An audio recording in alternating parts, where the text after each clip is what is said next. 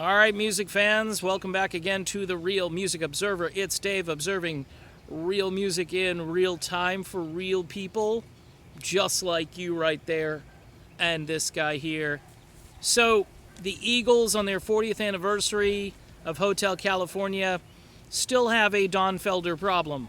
Now, the reason I say this, and all of you Vince Gill enthusiasts, you'll be throwing tomatoes at your screen. That's fine. I'm okay with it as long as the tomatoes don't actually physically hit me, in which case it would be a great video. Look, Felder helped compose almost the entire Hotel California song as far as the music part. He gave him a music bed. They sang over the bed. Henley and Fry composed the lyrics. Lyrics, great song. Glenn, unfortunately, has passed on. And Don Felder, still to this day, hasn't been invited back to the band. Yeah, I know he wrote a tell-all book. I know the book had a lot of juicy stuff in there. By the way, much of which came out in the Eagles documentary, at least the stuff about all the drugs and the partying and all that stuff was pretty much, how do you avoid talking about that?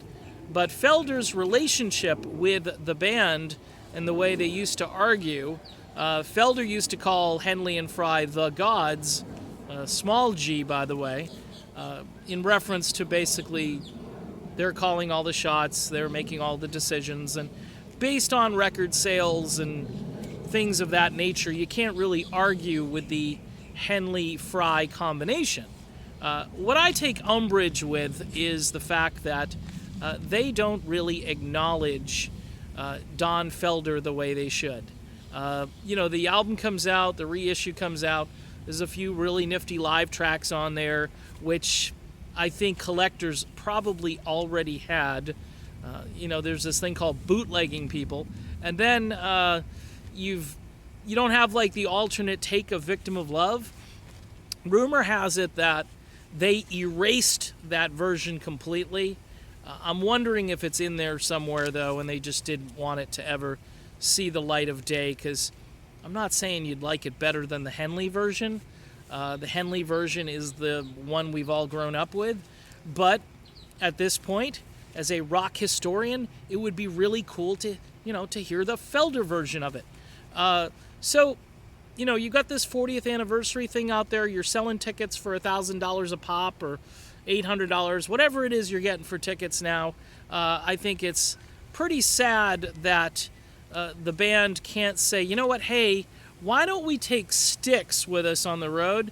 Felder can open up for Styx, then he can play a few songs with Styx, and then by the time we get to the Eagles, we'll have Don come up and perform a couple of songs, maybe Hotel California, maybe Victim of Love, to see him and Joe Walsh on the stage together again, maybe without Vince Gill. Maybe Vince can sit down. Maybe Vince can go have a Kool-Aid in the back or something. It would be, your ticket price at that point might be justifiable. It might be okay. Then again, it still might not be, because $1,000 is a lot of money to pay for a couple of Eagles tickets.